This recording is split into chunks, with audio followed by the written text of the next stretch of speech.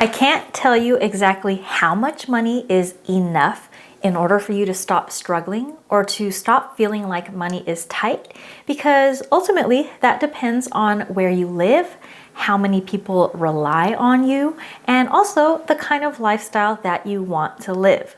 It is going to be different for everyone watching this video, but as an accredited financial counselor and a certified financial planner, I can tell you that I've worked with people across the entire income spectrum, from people making $10,000 a year to multiple six figures. And I've seen people struggle with their finances at every level. Sometimes financial hardship is truly a result of circumstance and bad luck, so don't get me wrong, I don't want to discount that. There are some life situations and phases in life where no amount of budgeting, planning, or financial strategy can seem to change it in that moment in time. But who I want to address in this video is everyone else. I want to address those of you who are making a decent income for your situation, making a decent income based on where you live, making a decent income based on your family size and other factors as well. So if you feel like financial security is impossible, but you seem to be making enough money that you think this shouldn't be the case, like this is not adding up, something has got to give, then what I believe you're missing is very simple.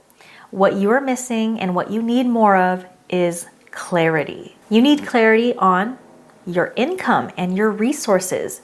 Not just what money you earn, but what's actually available to you. Some people can tap into resources. They just don't like to ask for help. I one time had a client who said that she used to always help her brother and her mom. And then when she was struggling and her mom and her brother were doing well, she simply was too prideful to ask them for help. So I'm not saying you should go out asking all of your family members for help, but what I'm saying is you have to have clarity on what your resources are. Sometimes we do have privileges and we just don't utilize them. Now, you also need clarity on your expenses. This is major, this is basic personal finance, but it's knowing where your money goes. In particular, I think you need clarity on knowing the difference between what is necessary for survival, what is necessary for your base level of happiness, and what things are not so much necessary, but nice to have and things that you want in your lifestyle. And finally, but most importantly, I think you need clarity on what truly matters to you. Because without that clarity, it will never matter how much money you make. You'll always feel like money is slipping through your fingers. You're always going to feel discontent, and you're just not gonna know why. So in this video, I am gonna run through the basics of what you need to do to get clarity around your finances, especially when it is not your paycheck holding you back. When you make a decent amount of money and maybe it's you holding yourself back. Specifically, I'm going to cover 4 different ways that you can find clarity in your finances. And I hope that this helps you work towards finally having enough money for the life that you want to live. Welcome. If you are new here, my name is Lisa. I'm a certified financial planner, and I'm here to help women of color build wealth. Anybody is welcome here, but women of color have historically been left behind in the world of wealth and investing. They're underrepresented, so I'm just here to make sure that everyone feels included. Number 1, how do we find clarity? Well, I want you to get clear on where your money is actually going. If your paycheck isn't the problem, if the money coming in isn't the problem, then maybe the problem is the money that's going out. Now, the key here is to do this part without judgment. A lot of people think they know where their money is going, but when they actually look at the numbers, sometimes they're shocked. Sometimes they find things that they're embarrassed that they spent money on, right? A lot of people that I've worked with have felt like they spend way too much on food. But when I dig down with them and talk about what matters to them, they value good food, it makes sense to me. It's really a game of prioritization, but in order to know how to make decisions on a day-to-day basis, you have to get clarity on where your money is already going. Where is it currently going right now? So here are some tips to help you get clarity on your spending. You can do an audit. You can look back at your last 3 months of spending. Do this by checking out your bank statements, your credit card transactions, your budgeting app, and don't forget to check your Venmo transactions and things like that as well. You just want to see, where is your money going? How much? How often? Once you do this, you'll be able to find where your biggest money leaks are. Where are you leaking money? Where do you need to patch a hole? So you want to look for patterns. Is your money going to all things that you absolutely need and want in your life? Or is there anything that's kind of going to waste? So I hope you're starting to see that getting clarity is going to help you. And here's why it matters. When you get clarity on your actual spending, you're no longer going to be wondering, where did all my money go? You're going to be making intentional choices that are going to move you forward. Number 2, another way to find clarity is to identify what is draining you financially, what is keeping you stuck. I already alluded to this a little bit when we talked about financial leaks, but I want to take it a step further. Like, what is draining you financially? Let's cover a few common ways that people drain their finances and also how to get clarity on these areas. So something that happens that's very common is this phenomenon called lifestyle creep. This tends to happen when your income increases, but you also increase what you spend. Sometimes lifestyle creep happens when your income has not increased, but you do increase the cost of your lifestyle. Lifestyle creep occurs when this happens without you intentionally doing it. At the end of the day, the more money you make in life, the more wealth you build, you will be able to live a nicer lifestyle. Shop at a more expensive grocery store that has better quality products. You'll be able to buy nicer things. You might be able to live in a bigger house. There are things that can happen in life if they align with your goals, but what you want to do is make sure that you are driving those decisions, that it's not just happening out of circumstance, because that is typically the biggest financial drain, when you are just spending more and not even knowing that it's happening. Another big financial drain actually comes from smaller expenses. It is those small daily or weekly expenses that tend to add up. Now, this could be things like recurring subscriptions that you have, but it could also be a habit you have. Like, do you buy coffee a couple times a week? Now, I am not one of those personal finance experts that's going to tell you to stop paying so much on those damn cappuccinos from the cafe down the street.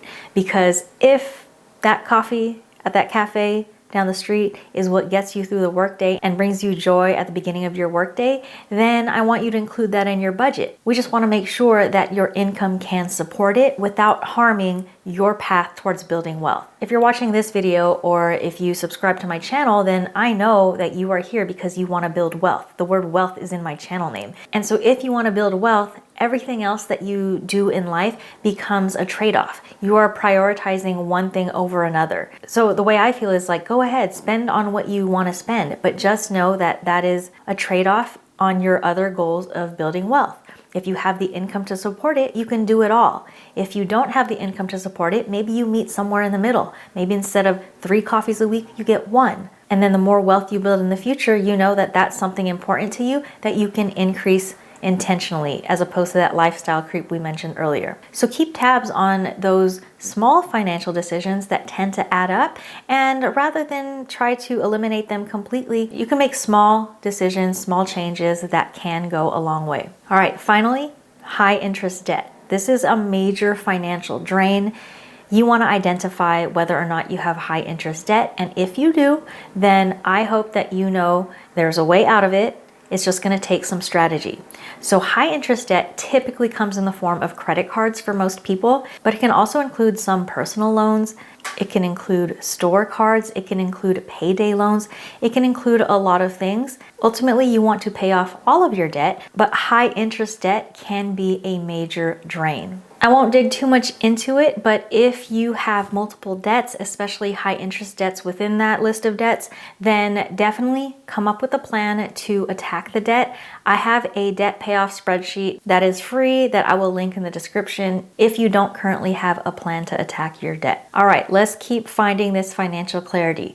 We've talked about finding clarity on your expenses and digging even deeper to find clarity on what are those biggest financial drains. Now, I want you to find clarity on your financial priorities. I want you to define what your financial priorities are so that you can stop feeling stuck and stop feeling like you're never making progress on your finances. One of the biggest reasons that people feel broke or feel behind or feel like their finances aren't improving, even when they get paid a decent paycheck, is that they just don't have a clear financial path. If you don't know what you're working towards, it's easy to feel like your money is going nowhere and that no progress is being made. So I want you to take the time to get clarity on what matters to you. I suggest doing a simple goal setting exercise, and I actually do have a free resource for this as well. I'll link it in the description. It is a printable workbook that you can fill out, and it helps you explore your relationship with money. But the first exercise in it is financial goal setting. And it's not just picking your top 5 financial goals, like building an emergency fund or owning a home. It's digging into why you want those. Why are those important to you? How do those align with your overall values in life and why they matter? All right, we're on to the fourth and final way that I'm going to talk about in this video on how you can find clarity on your finances so that you can stop holding yourself back and you can start to feel like your paycheck is doing its job. And the way to do this is I want you to find clarity on what brings you joy. So what are those financial goals you set in number 3? What are the values behind those?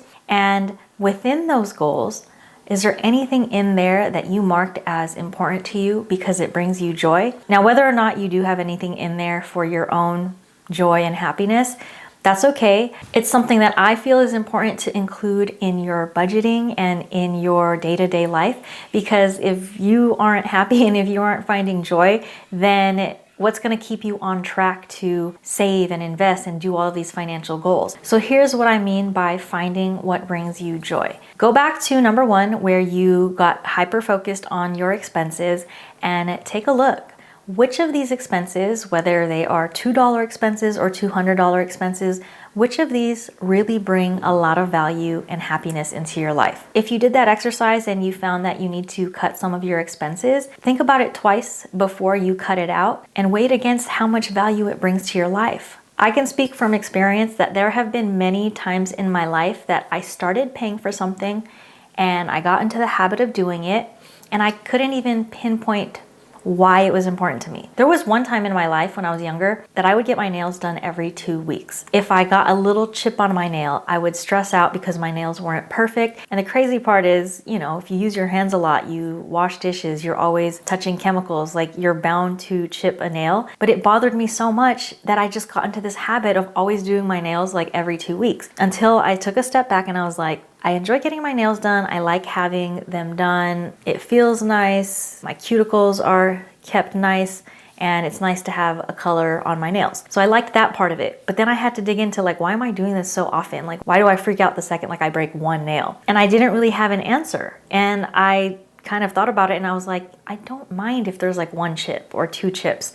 I could definitely hold out another week or 2 even sometimes before I get another manicure. So I couldn't tell you that I purposely at that time was trying to find clarity. It literally was just something that I thought of and fixed. And over the long term, I'm sure I've saved a lot of money because of it. So this is what I want you to do is to look at your budget, look at the things that you spend on, find those things that are draining your finances, but also find the things that bring you joy. And when you find those things that bring you joy, prioritize them. Figure out what things you need and want right now and you want to keep in there, the things that are going to keep you happy and joyful and motivated to stay on track with your finances, and find a way to work it in and keep it. Because if you cut yourself and restrict yourself too much, this whole journey of building wealth is not going to be fun at all. And you might just keep chasing and never feel like you have enough, no matter what size your paycheck is. All right, I hope this video was helpful. Let me know in the comments if you took anything away from it, if you think this is going to help you.